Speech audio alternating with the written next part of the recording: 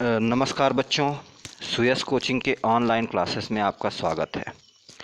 जैसा कि मैंने आपसे कहा था कि अब 3 चीज़ें 3 दिन में आपको बताई जाएंगी। उसमें से पहला चीज़ था कि द्विध्रुव के कारण किसी भी जनरल पॉइंट पर, किसी भी सामान्य बिंदु पर विद्युत क्षेत्र की तीव्रता का व्यंजक। तो आज हम लोग इसी के बारे में पढ़ने जा रहे हैं। तो चलिए वीडियो को आगे बढ़ाते हैं। ये कुछ ऐसा क्वेश्चन आएगा आपके सामने कि द्विध्रुव के कारण किसी सामान्य बिंदु पर विद्युत क्षेत्र की तीव्रता का व्यंजक व्युत्पन्न कीजिए, है ना। या फिर इंग्लिश में इसी का हेडिंग आप ऐसा डाल सकते हैं, electric field intensity due to electric dipole in general point. ठीक है, तो आइए इसके लिए चित्र देखें। चित्र आप जब देख पा रहे होंगे स्क्रीन पर तो आपको काफ़ी क्लीसिएट चित्र लगेगा, ये कठिन टाइप का, ना समझ में आ पाने वाला। पर अपन लोग अगर धीरे धीरे इसे ध्यान से समझने की कोशिश करें तो बड़ा ही आसान सा चित्र है। सबसे पहले मैं इसमें कुछ अलग अलग भाग बांट लेता हूं ताकि आपको समझ में आए।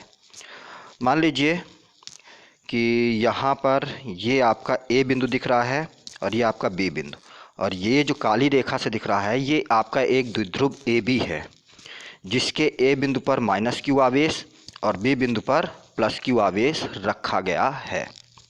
फिर आप बताना चाहें तो इसकी लंबाई 2l, इसका मध्य बिंदु O तथा इसकी द्विध्रुव आघूर्ण क्या है, वेक्टर P। अगर आपको ध्यान होगा तो वेक्टर P की जो डायरेक्शन हुआ करती थी वो हमने आपको क्या बता रखी थी, माइनस क्यू आवेश से प्लस क्यू आवेश की ओर। अच्छा, एक सजेशन मैं आपको ध्यान दिलवाता हूँ। कल के वीडियो में मैंने आपको दिया था कि इन सारे डेरिवेशनों के लिए पिछला पूरा आपका रिवाइज होना आवश्यक है। इसीलिए लगभग 3 दिन लगातार मैंने कोई वीडियो नहीं दिया कि जो बच्चे नए भी हों तो पिछले वीडियो देख डालें। उम्मीद है आप लोग देख चुके होंगे, है ना। तब मैं आपको ये डेरिवेशन बताने के लिए स्टार्ट कर रहा हूँ। तो देखिए, द्विध्रुव आघूर्ण की जो वेक्टर पी की डायरेक्शन हुआ करती थी वो माइनस क्यू से प्लस क्यू आवेश की ओर होती थी। ठीक है, अब ये तो द्विध्रुव आघूर्ण की दिशा हुई। अब क्वेश्चन आगे का जो है तो वो कुछ ऐसा है कि इस मध्य बिंदु O से स्मॉल r दूरी पर थीटा कोण बनाते हुए, यहाँ कोण देखिए थीटा है, एक अन्य बिंदु P है जिस पर हमें इस द्विध्रुव के कारण विद्युत क्षेत्र की तीव्रता ज्ञात करनी है। फिर से एक बार रिवाइज करवा दूं कि एक द्विध्रुव AB है जिसके B पर प्लस क्यू और A पर माइनस क्यू आवेश रखा है। इसका मध्य बिंदु O है और द्विध्रुव आघूर्ण वेक्टर P है जिसकी दिशा माइनस क्यू आवेश से प्लस क्यू आवेश यानी कि A से B की ओर है। ठीक है ना। इसके मध्य बिंदु O से स्मॉल r दूरी पर थीटा कोण बनाते हुए एक अन्य बिंदु P है जिस पर हमें विद्युत क्षेत्र की तीव्रता ज्ञात करनी है। ठीक है। अब देखिए, अगर पिछले डेरिवेशन आपने देखे होंगे तो आपको मालूम होगा कि अक्षीय स्थिति पर हम लोग थीटा का मान 0 डिग्री लेकर निकाल लेते थे परिणामी तीव्रता। विधि वही अपनाएंगे और निरक्षीय स्थिति पर थीटा का मान 2 थीटा रखकर हम परिणामी तीव्रता निकाल लेते थे। यहाँ पे हम क्या करेंगे, कौन सा मेथड अपनाएं। अगर हम डायरेक्टली इससे निकालने जाएंगे तो काफ़ी लंबा डेरिवेशन हो जाएगा, काफ़ी लंबी प्रोसेस हो जाएगी और थोड़ा सा कठिन भी हो जाएगी। हम एक काम करें, इस द्विध्रुव आघूर्ण को जो कि सदिश राशि है इसको 2 समकोणिक घटकों में हम वियोजित कर लें तो आसानी से हमें 2 अलग अलग स्थितियां मिल जाएंगी, अक्षीय और निरक्षीय स्थिति। ठीक है, तो आइए देखते हैं। जब हम इस द्विध्रुव आघूर्ण P को 2 समकोणिक घटकों में वियोजित करेंगे तो एक घटक ये गुलाबी कलर से इस दिशा में आ जाएगा और इससे 90 डिग्री यानी कि लंबवत दूसरा घटक आपका नीले कलर से आ जाएगा। याद करिए, सदिशों का समकोणिक वियोजन अपन पहले भी सीख चुके हैं 11th में, है ना। तो अब देखिए आगे क्या करना है अपन को। तो ये जो इसका द्विध्रुव आघूर्ण था ये तो P था। अब जब इसको हम समकोणिक घटकों में वियोजित करेंगे तो दो घटक हमें मिलेंगे पी कॉस थीटा और पी साइन थीटा। और ये भी याद करिए कि थीटा के समीप वाला घटक कॉस के पद में होता था और थीटा से दूर वाला घटक जो होता था वो साइन के पद में। तो देखिए ये कोण आपका थीटा था, तो इसके समीप वाला घटक ऐसा होगा आपका, इस डायरेक्शन में जाएगा, और इसको हम क्या देंगे थीटा के पास वाले घटक को नाम पी कॉस थीटा। यानी कि जो द्विध्रुव आपका ऐसा बनेगा उसका द्विध्रुव आघूर्ण क्या मिलेगा आपको, पी कॉस थीटा। अच्छा, अब जब इसका दूसरा घटक हम वियोजित करेंगे तो दूसरा थीटा से दूर वाला घटक ये नीले कलर से होगा और इसकी वैल्यू क्या हो जाएगी आपकी, पी साइन थीटा, साइन के पदों में। यानी कि द्विध्रुव आघूर्ण का समकोणिक घटकों में वियोजन आपको समझ में आ गया होगा। ठीक है, एक बात और समझिए, ये जो समकोणिक घटकों में हमने वियोजन किया है इसके आधार पर हम ये कह सकते हैं कि जब द्विध्रुव आपका ऐसा होगा तो अगर उसका द्विध्रुव आघूर्ण हम पी लेंगे तब तो उसकी स्थिति यही रहेगी, पर अगर हम पी कॉस थीटा लेते हैं तब हमारा द्विध्रुव की स्थिति ऐसी हो जाएगी, गुलाबी कलर वाले लाइन के अनुदिश। जबकि हम इसका द्विध्रुव आघूर्ण जब पी साइन थीटा लेंगे तो उसकी स्थिति नीले कलर के अनुदिश हो जाएगी। इसलिए हमने इसे नाम दे दिया इन दो स्थितियों को। पहला जो प्रारंभिक स्थिति थी द्विध्रुव की वो ए बी थी, और फिर पी कॉस थीटा वाली जो स्थिति होगी वो A1 B1 होगी, और पी साइन थीटा वाली स्थिति जो होगी A2 B2। ठीक है, अब एक चीज़ और देखिए आप इसके बाद कि जब A1 B1 स्थिति की अगर चर्चा करें तब जिस बिंदु पर हमें परिणामी तीव्रता निकालनी है P बिंदु, वो A1 B1 के अक्षीय स्थिति में है। ठीक है, और अगर ये अक्षीय स्थिति में है और इसका द्विध्रुव आघूर्ण इस समय हम क्या लेंगे, पी कॉस थीटा, तब क्या अक्षीय स्थिति वाले सूत्र से A1 B1 स्थिति के कारण यहाँ पर तीव्रता हम ज्ञात कर सकते हैं।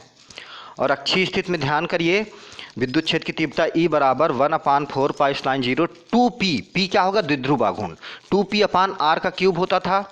तो सब कुछ वही हम रखें, बस p के जगह पर इस समय का द्विध्रुव आघूर्ण p cos थीटा रख दें, तो हमारा इस स्थिति के कारण यहाँ पर विद्युत क्षेत्र की तीव्रता निकल आएगी p पर, जिसे हम E1 नाम देंगे।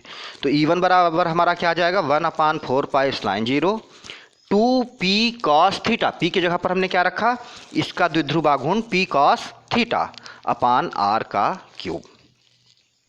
समझ में आई बात। अच्छा, जब हम स्थिति A2 B2 को लेते हैं नीले वाली को, तब हमारा द्विध्रुव आघूर्ण क्या होगा, p cos थीटा, और इसके कारण भाई इससे ये लंबवत होगा, समकोणिक घटकों में वियोजित आपने किया था, तो ये जो रेखा होगी इसकी लंबार्धक होगी, तो इसके कारण लंबार्धक पर स्थित बिंदु P होगा आपका, और दूरी कितनी होगी इसके मध्य बिंदु से स्मॉल r। तो याद करिए ये निरक्षीय स्थिति होगी लंबार्धक वाली, तो इसके लिए जो विद्युत क्षेत्र की तीव्रता आती थी वो कितनी आती थी, 1/4 पाई स्लाइन 0 p/r का क्यूब, जहाँ p क्या था आपका, द्विध्रुव आघूर्ण। तो इस स्थिति में आपकी द्विध्रुव आघूर्ण क्या है, p साइन थीटा, तो हम p की जगह पर क्या रख दें, p साइन थीटा। तो इसके कारण p बिंदु पर विद्युत क्षेत्र की तीव्रता कितनी मिल जाएगी आपको, E2 बराबर 1/4 pi saline 0 p sine theta upon r का क्यूब। आई बात समझ में। यानी कि इसके कारण आपने विद्युत क्षेत्र की तीव्रता E1 निकाला और इसके कारण विद्युत क्षेत्र की तीव्रता आपने E2 निकाला। अब थोड़ा सा इन विद्युत क्षेत्र की तीव्रताओं का डायरेक्शन अपन देख लेते हैं। अगर डायरेक्शन मिल गया, इनका मान मिल गया, तो परिणामी वाले सूत्र में रख के तुरंत हम P बिंदु पर परिणामी तीव्रता निकाल लेंगे। तो आइए देखते हैं। याद करिए कि अक्षीय स्थिति में जो परिणामी तीव्रता E मिलती थी वो किस दिशा में मिलती थी, याद करिए, ऋण आवेश से धन आवेश की दिशा में। ठीक है, और अगर आप द्विध्रुव को देखिए तो A बिंदु पर ऋण आवेश था, तो जब हम इसको घुमाएंगे तो A1 पर आपका ऋण आवेश होगा और B1 पर क्या होगा, धन आवेश। तो इसका जो डायरेक्शन होगा A1 से B1 की दिशा में होगा, इसीलिए हमने E1 की डायरेक्शन ये गुलाबी कलर से A1 से B1 की ओर बनाई है। दिशा समझ में आया। अच्छा, इसका डायरेक्शन अगर आप याद करिए तो निरक्षीय स्थिति में धनावेश से ऋणावेश की ओर जाता था। याद करिए पिछला चित्र, ये ना हो तो पिछला वीडियो देख लीजिए, तुरंत आपको समझ में आ जाएगा। तो बी पर धनावेश रखा है, तो जब हम मान लीजिए द्विध्रुव को ऐसा घुमाते हैं इस दिशा में, तो बी यहाँ चला आएगा B2 के पास और ए कहाँ चला जाएगा A2 के पास। तो यहाँ पर आपका धनावेश रहेगा और यहाँ पर आपका क्या रहेगा, ऋणावेश।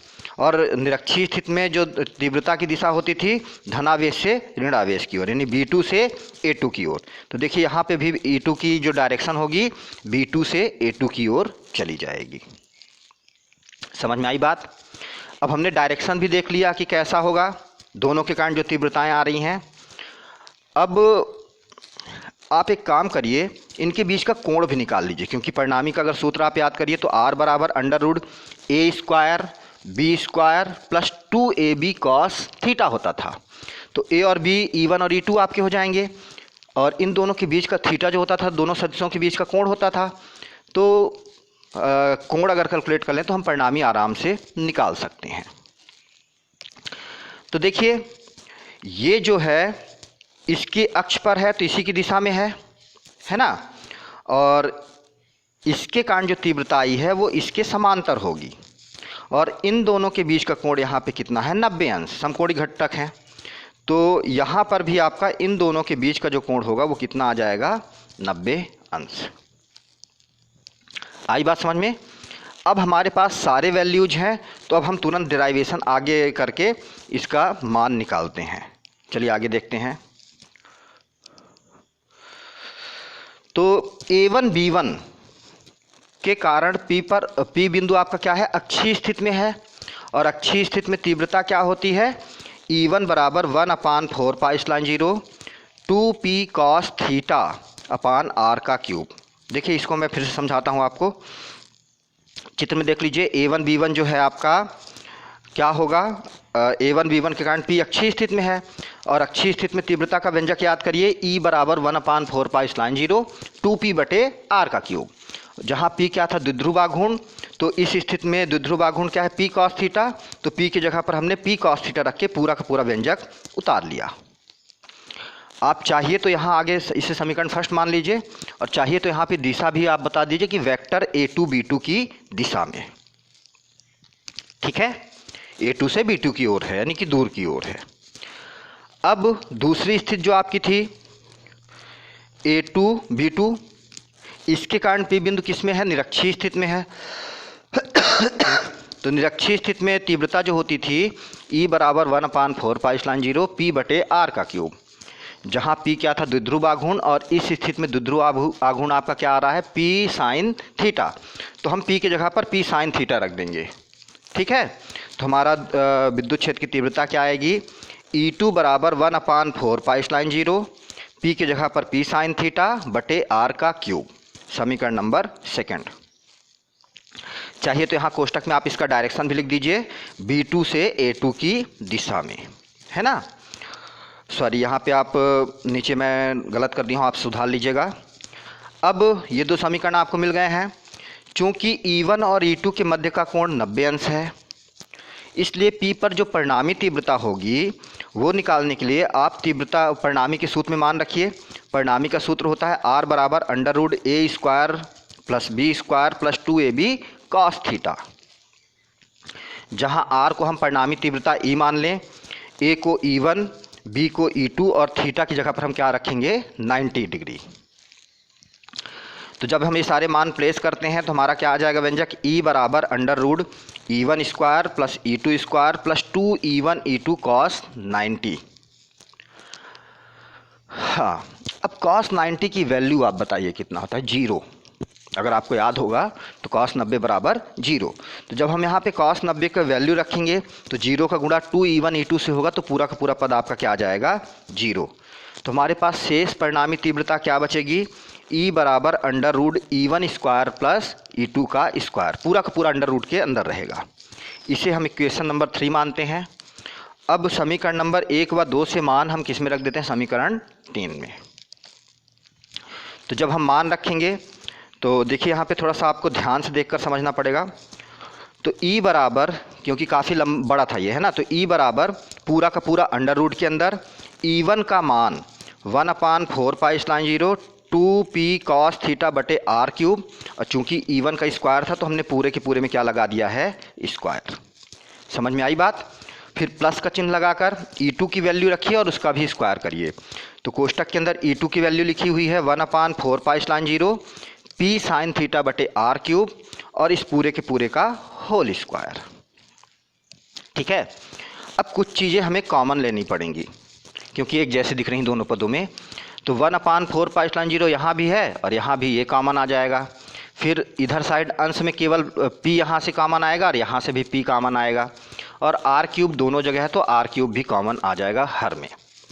तो जब ये सब कॉमन लेंगे तो चूंकि इसका भी होल स्क्वायर है, इसका भी होल स्क्वायर, तो जितनी चीज़ें कॉमन आएंगी उसका भी होल स्क्वायर यहाँ पे लग जाएगा, और शेष जो बचेंगी उनका वर्ग करके यहाँ पे हम रख लेंगे।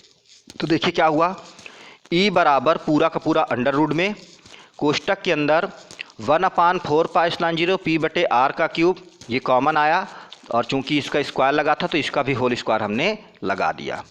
इसके बाद कोष्टक के अंदर आपका क्या बचेगा, यहाँ से p निकल गया है तो 2 cos थीटा बचा था। अब चूंकि 2 cos थीटा का स्क्वायर है तो स्क्वायर करेंगे तो 2 दूना 4, फिर cos का स्क्वायर करेंगे तो cos स्क्वायर थीटा, प्लस यहाँ से बाकी सब कॉमन चला गया है, केवल साइन थीटा अंदर बचेगा, और चूंकि होल स्क्वायर है तो साइन स्क्वायर थीटा हो जाएगा। ये आपको समझ में आ गया होगा अच्छी तरीके से। अब अगर आप ध्यान से देखिए तो कोष्टक के अंदर इसका पूरा स्क्वायर है और ये वाला पद क्या है, गुणे में है। अगर जोड़ में होता तो बाहर नहीं जाता, तो गुणे में है तो इस पूरे को हम अंडर रूट के बाहर निकालेंगे तो इसका स्क्वायर हट जाएगा। तो अंतिम लाइन आपकी क्या आएगी, E बराबर 1/4 पाई स्लाइन 0 p बटे आर का क्यूब, ये अंडर रूट के बाहर आ गया तो इसलिए स्क्वायर हट गया है। अंदर क्या करना है ये देखिए, इस पद में देखिए 4 cos स्क्वायर थीटा का मतलब cos स्क्वायर थीटा को आपने 4 बार जोड़ा, cos square theta plus cos square theta plus cos square theta plus cos square theta, यानी कि cos स्क्वायर थीटा को 4 बार आप जब जोड़ोगे तो 4 cos स्क्वायर थीटा आएगा। तो इन 4 cos स्क्वायर थीटा में से 3 cos स्क्वायर थीटा को अपन जोड़ लें तो 3 cos स्क्वायर थीटा बचेगा, पर एक cos स्क्वायर थीटा अलग से बचेगा ना। उस cos स्क्वायर थीटा को इस साइन स्क्वायर थीटा के साथ जब हम जोड़ेंगे तो हमारा पद क्या रहेगा, cos square theta plus sine square theta. और आप त्रिकोणमिति की पहली ही सर्व समीकरण से अगर देखिए तो sine square theta plus cos square theta बराबर क्या होता है, 1। तो उस चौथे cos स्क्वायर थीटा और इस साइन स्क्वायर थीटा का योग कितना आ जाएगा, 1, और शेष यहाँ पे कितना बचेगा, 3 cos स्क्वायर थीटा, और इन दोनों का योग कितना आया, 1, तो 3 cos स्क्वायर थीटा प्लस 1, ये अंडर रूट के अंदर आपका शेष बचेगा।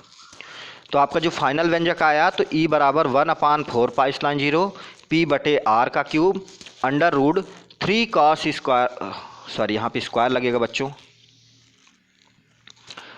मैं सुधार रहा हूँ, थोड़ा सा देख लीजिएगा अगर आपको कोई डिस्टरबेंस होता है।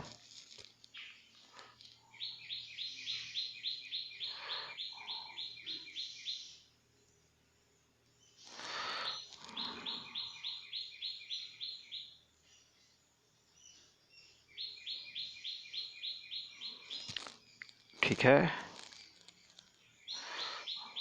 छोटी सी चेंजिंग है।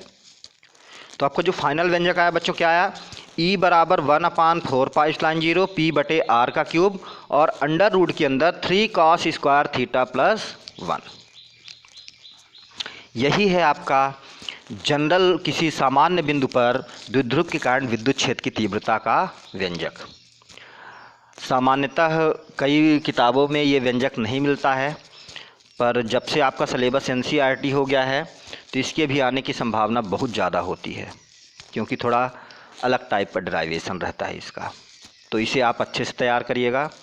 एक समस्या है, मैंने आज थ्योरी लिखकर आपको नहीं दी है, तो ये मान लीजिए आपका होमवर्क है कि इस व्यंजक को आप अपने रफ में बहुत अच्छे से चित्र बनाकर थ्योरी लिखकर फिर इसे पूरा देख कर आप सॉल्व करेंगे, और जो भी आप सॉल्व करेंगे उसकी पिक लेकर आप ग्रुप में डाल दीजिए।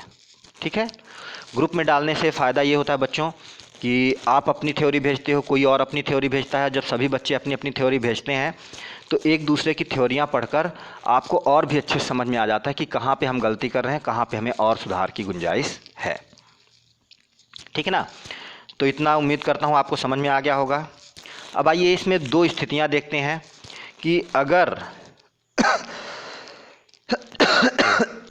अच्छा, एक चीज़ और आपको बता दूं, जो परिणामी की दिशा होगी तो E1 E2 के मध्य से होकर जाएगी कुछ इस डायरेक्शन में, वो आप देख लीजिएगा। वो परिणामी की दिशा आप निकालना अच्छे से जानते हो।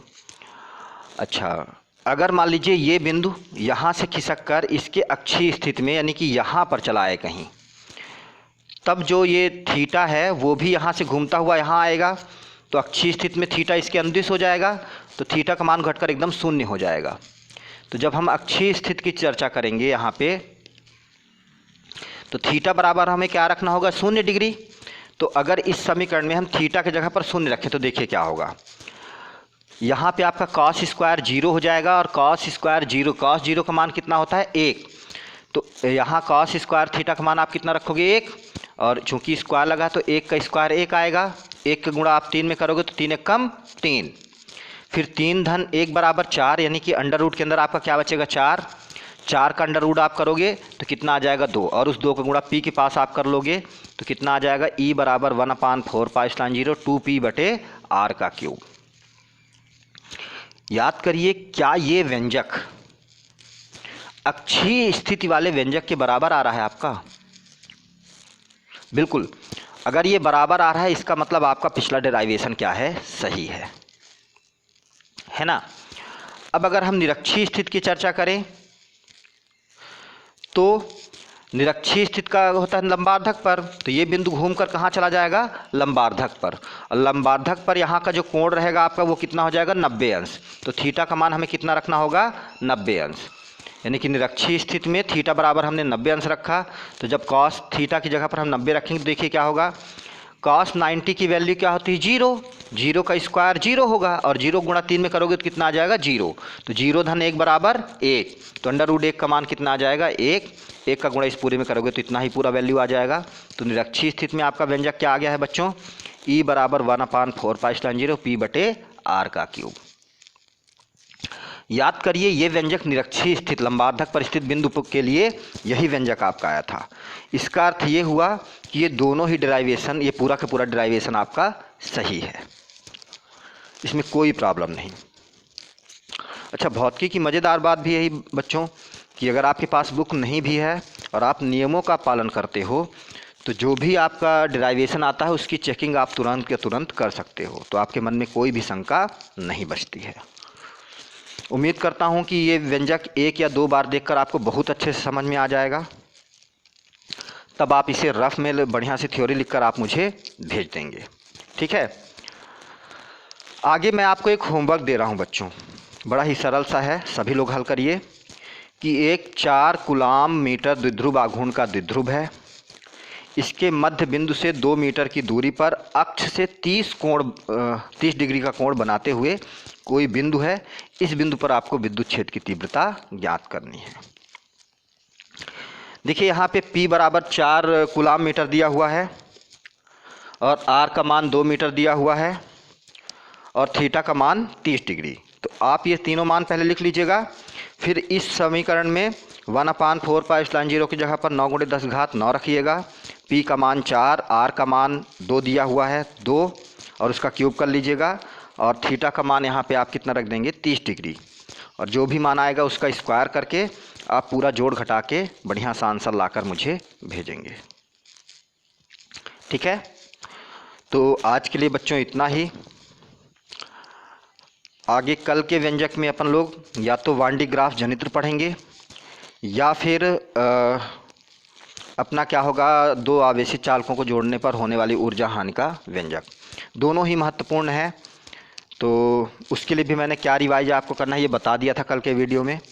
तो आप रिवाइज करके अगले दिन मेरे सामने आइए, मेरे साथ मिलिए, तो अपन उसका भी कैलकुलेशन कर लेते हैं। आज के लिए इतना ही, धन्यवाद।